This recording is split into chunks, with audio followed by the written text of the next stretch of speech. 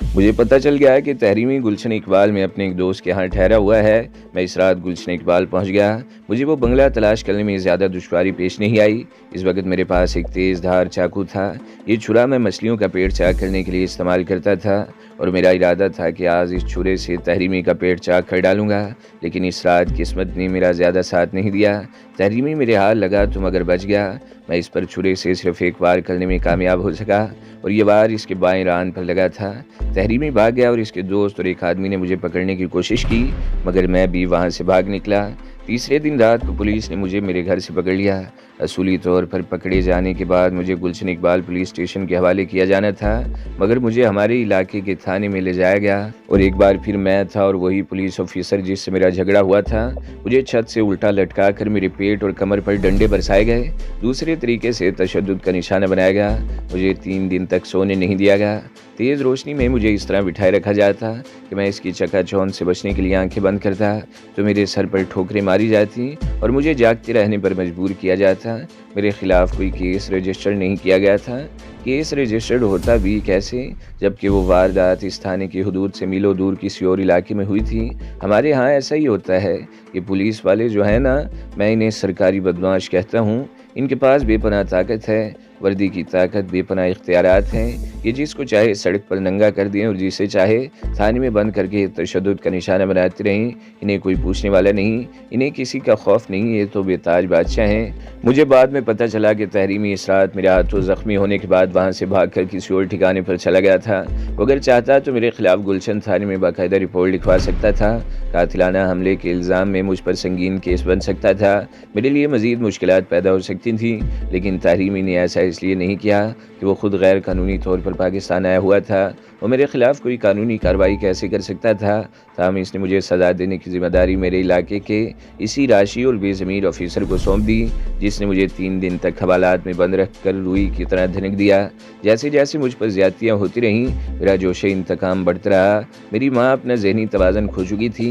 میرا خیال ہے اس نے فاطمہ کو بچانے کی کوشش کی ہوگی اور تحریمی نے اس کے سر پر کسی بھاری چیز سے ضرب لگائی تھی، جس سے اس کے دماغ پر چوٹ لگی تھی اور پھر 3 ماہ کے اندر وہ اس دنیا فانی سے رخصت ہو گئی۔ مجھے ماں کا تھوڑا بہت لحاظ تھا، اس کی وجہ سے بھی میں زیادتیاں برداشت کر کے کچھ دباس رہتا تھا، لیکن اس کے انتقال کے بعد میں آزاد ہو گیا۔ ایک اور بات میری سمجھ میں آ گئی، شرافت سے زندہ نہیں رہا جا سکتا۔ پولیس مجھے ضرورت سے زیادہ ہی پریشان کرنے لگی تھی اور اس انسپیکٹر کو تو مجھ سے جیسے خدا واسطے کا بیر ہو گیا تھا۔ تحریمی کراچی میں کئی روپوش ہو چکا تھا، یہ ملک سے فرار ہو گیا تھا۔ میں نے انسپیکٹر سے 2 ہاتھ کرنے کا فیصلہ کیا۔ کوئی بھی شخص پولیس سے پنگا لینا پسند نہیں کرتا، لیکن میرے 2 دوستوں ٹیڈی اور حضوری نے میرا ساتھ دیا اور ہم نے ان سرکاری بدماشوں سے نمٹنے کا فیصلہ کیا۔ اتفاق سے تیسرے ہی دن میں انہی دوستوں کے ساتھ اپنے گھر میں بیٹھا ہوا تھا کہ سادہ لباس میں 2 پولیس والے اندر گھس آئے۔ وہ مجھے تھانے لے جانا چاہتے تھے۔ میں نے اور میرے دوستوں نے مزاحمت کی۔ ایک سادہ پولیس والے نے ریوالور نکال لیا۔ ٹیڈی نے بڑی جرت کا مظاہرہ کرتے ہوئے حملہ کر کے ریوالور چھین لیا اور گولی چلا دی جو پولیس والے کے بازو پر لگی۔ میں دوسرے سادہ پوش پر جھپٹ پڑا۔ ہم دونوں فرش پر گتھم گتھا ہو رہے تھے۔ اس دوران سیل کا بٹا میرے ہاتھ لگ گیا اور میں نے اس کا سر پھاڑ دیا۔ وہ میری اور پولیس کے بیچ پہلی نان آفیشل جھڑپ تھی۔ نان آفیشل اس طرح کہ وہ پولیس والے بغیر کسی وجہ سے زبردستی مجھے تھانے لے جانا چاہتے تھے، جبکہ میرے خلاف تھانے میں کسی قسم کی شکایت یا رپورٹ نہیں تھی۔ یہ دراصل اس انسپیکٹر کی حرام زدگی تھی جو مجھے پریشان کر رہا تھا۔ ہونا تو یہ چاہیے تھا کہ اس واقعے کے بعد میرے خلاف باقاعدہ رپورٹ درج کر لی جاتی، لیکن ایسا نہیں ہوا کیونکہ علاقے کے بعض معززین میری حمایت میں اٹھ کھڑے ہوئے تھے اور پولیس انسپیکٹر ایسا بے وقوف بھی نہیں تھا کہ کوئی ایسی کارروائی کر بیٹھتا کہ اس کے خود پھنس جانے کا احتمال ہوتا۔ حالانکہ ان لوگوں کے پاس 1000 طریقے ہوتے ہیں۔ ہم تینوں دوست کئی روز تک روپوش رہے اور پھر سامنے آ گئے۔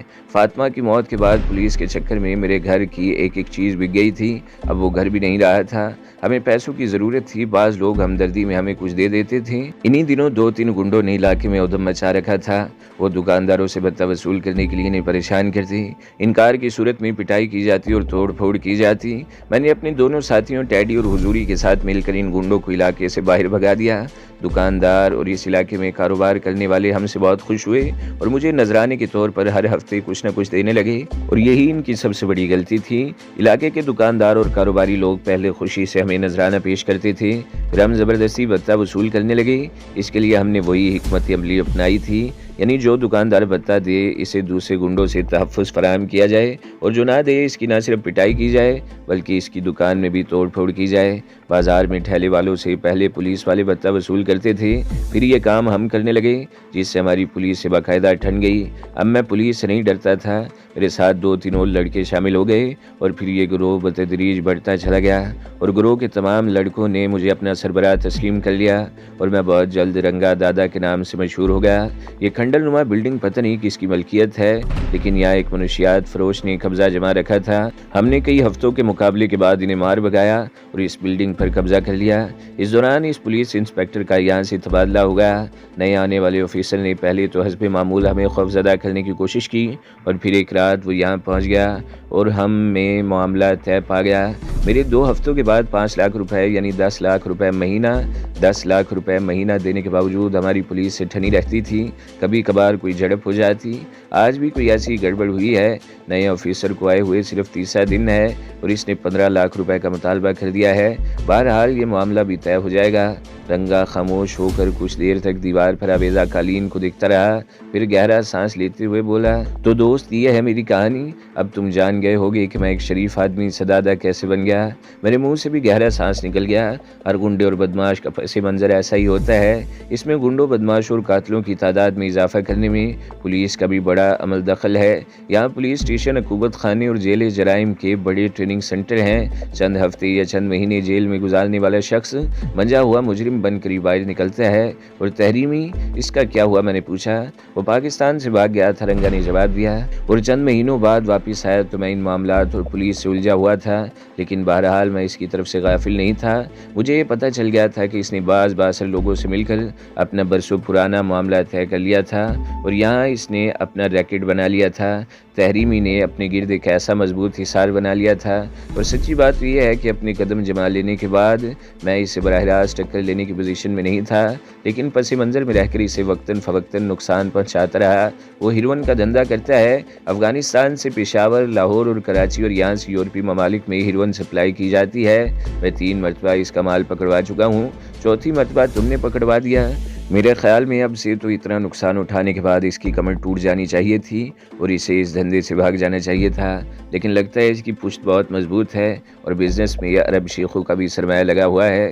وہ چند لمحوں کو خاموش ہوا، پھر بات جاری رکھتے ہوئے بولا، اور اب تم بھی لگتا ہے کہ اس کے چکر میں آ رہے ہو۔ تم نے بہت اچھا کیا جو میرے پاس آ گئے۔ اب ہم دونوں اس کے خلاف مشترکہ کارروائی کر سکتے ہیں۔ میں بھی کھل کر سامنے آؤں گا۔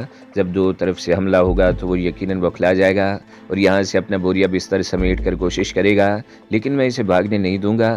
جب تک میں اپنے ہاتھوں سے اسے موت کے گھاٹ نہیں اتاروں گا، مجھے چین نہیں ملے گا اور فاطمہ کی روح کو بھی سکون نہیں ملے گا۔ لیکن تم ہر وقت تو میرے سامنے نہیں رہ سکتی، میں نے کہا۔ ٹیڈی تمہارے ساتھ رہے گا، رنگا نے کہا۔ یوں تو میرا ہر ساتھی قابل بھروسہ اور نڈر ہے، لیکن ٹیڈی شروع ہی سے میرے ساتھ ہے، تم اس پر آنکھ بند کر کے بھروسہ کر سکتے ہو۔ وہ چند لمحوں کو خاموش ہوا، پھر بولا، تحریمی کو اس کے بل سے نکالنے کے لیے ضروری ہے کہ تم رضیہ یجیمی کی نظروں میں آ جاؤ۔ اگر وہ چھپ کر بیٹھے رہے تو مسئلہ حل نہیں ہوگا۔ اور وہ دوسرا آدمی؟ میں نے سوالیہ نگاہوں سے اس کی طرف دیکھا۔ حضوری، رنگا نے جواب دیا، اس پر بھی تم آنکھیں بند کر کے اعتماد کر سکتے ہو۔ ان دونوں نے بھی میری طرح اپنے سینوں پر بہادری کے تمغے سجا رکھے ہیں۔ یہ اپنی جان تو دے دیں گے، لیکن دشمن کے سامنے کبھی پیٹھ نہیں دکھائیں گے۔ ایک بات اور، میں ساری باتیں جیسے آج ہی پوچھ لینا چاہتا تھا۔ وہ لڑکی جو قہوہ لے کر آئی تھی، سوال کرتے ہوئے میرے ہونٹوں پر خفیف سی مسکراہٹ آ گئی۔ میری دوست ہے، ایرانی ہے، رنگا نے بھی مسکراتے ہوئے جواب دیا۔ ایک مرتبہ ایران کے ساحلی شہر بندر عباس جانے کا موقع ملا تھا۔ حریری سے وہیں ملاقات ہوئی۔ اس نے شہدی کو اس طرح پسند کر لیا کہ الگ ہونے کو تیار نہیں ہوئی اور میرے ساتھ ہی چلی آئی۔ خوش قسمت ہو، میں نے کہا۔ لوگ ہمیں نیگیٹو یا پوزیٹیو کہتے ہیں اور میں نے کبھی برا نہیں مانا۔ رنگا کے ہونٹوں پر مسکراہٹ گہری ہو گئی۔ میں بھی مسکرا دیا۔ وہ دونوں واقعی نیگیٹو پوزیٹیو تھے۔ حریری ایسی گوری چٹی کے ہاتھ لگائے میلی ہو جائے اور رنگا کالا بھوت۔ اچھا دوست، میں نے گہرا سانس لیتے ہوئے کہا، کیا میری چیزیں واپس مل سکتی ہیں؟ جب میں یہاں آیا تھا تو ٹیڈی نے میری تلاشی لے کر سب کچھ اپنے قبضے میں کر لیا تھا۔ 1 منٹ، رنگا نے ایک ٹیلی فون کا ریسیور اٹھا کر کوئی نمبر ملایا۔ چند سیکنڈز بعد بلوچی زبان میں کچھ کہا اور ریسیور رکھ دیا۔ اس کے 2 منٹ بعد ٹیڈی کمرے میں داخل ہوا اور میرا پستول، نوٹوں کا بنڈل، کھلی رقم اور دوسری چیزیں میرے سامنے رکھ دیں۔ تمہاری امانت ہے باجا، وہ مسکراتے ہوئے بولا، تم گن لو۔ وہ اسے میرے بارے میں بتانے لگا۔ آخر میں وہ کہہ رہا تھا، ناجی اور ہم ایک ہیں اور ہم سب ایک اکائی کی طرح کام کریں گے۔ جو حکم واجہ ٹیڈی نے جواب دیا اور پھر میری طرف دیکھتے ہوئے اپنے پچھلے رویے پر معذرت کرنے لگا۔ میں نے مسکراتے ہوئے اس کی معذرت قبول کر لی اور اس سے کل کی ملاقات کا پروگرام بنانے لگا۔ باتیں کرتے ہوئے میری نظریں دیوار گیر کلاک کی طرف اٹھ گئیں۔ میں تقریباً 9 بجے سے یہاں آیا تھا اور اب 11:30 بج رہے تھے۔ کام کی ساری باتیں ختم ہو چکی تھیں۔ میں اپنے آپ کو خوش قسمت سمجھ رہا تھا کہ مجھے رنگا جیسا آدمی مل گیا اور میں رضیہ اور شاہ جی جیسے لوگوں کا مقابلہ کر سکتا تھا۔ شاہ جی اور رضیہ کی بیک پر تحریمی تھا جو رنگا کا دشمن، بلکہ وہ دونوں ایک دوسرے کے خون کے پیاسے تھے اور مجھے یقین تھا کہ آنے والے دن خاصی قیامت خیز ثابت ہوں گے۔ فون کی گھنٹی بجی تو رنگا نے ریسیور اٹھا لیا، چند لمحے بات کی اور پھر ریسیور رکھ کر میری طرف دیکھتے ہوئے بولا، باجا تم اس طرف چلے جاؤ، ہم 2 منٹ میں آتے ہیں۔ اس نے دیوار کے سامنے تنے ہوئے پردے کی طرف اشارہ کیا۔ میرے دل کی دھڑکن تیز ہو گئی۔ اس پردے کے دوسری طرف وہ قیامت تھی جسے دیکھ کر میرا دھڑکنا بھول گیا تھا۔ رنگا اور ٹیڈی اٹھ کر کھڑے ہو گئے۔ میں بھی اٹھ کر اس پردے کی طرف بڑھ گیا اور نہ جانے مجھے کسی گڑبڑ کا احساس کیوں ہونے لگا۔ میں درمیان سے پردہ ہٹا کر جیسے ہی آگے بڑھا میرے منہ سے بے اختیار کرا نکل گئی اور میں لڑکھڑا کر پیچھے ہٹ گیا۔ میرا سر دیوار سے ٹکرایا، میں ایک ہاتھ سے پیشانی سہلانے لگا اور اس طرح میں بڑی حیرت میں غوطہ زن ہو گیا تھا۔ سب سے پہلے رنگا اس جگہ پردے کے پیچھے سے برآمد ہوا تھا۔ حسینہ کعبہ لے کر ٹھیک اسی جگہ سے نمودار ہوئی تھی اور پھر وہ شہدی بھی اس جگہ سے ہمارے کمرے میں داخل ہوا تھا، لیکن میرے سامنے کنکریٹ کی ٹھوس دیوار تھی جس نے میرا راستہ روک لیا تھا۔ میرا سر اس دیوار سے ٹکرایا تو میرا دماغ جھنجھنا اٹھا تھا۔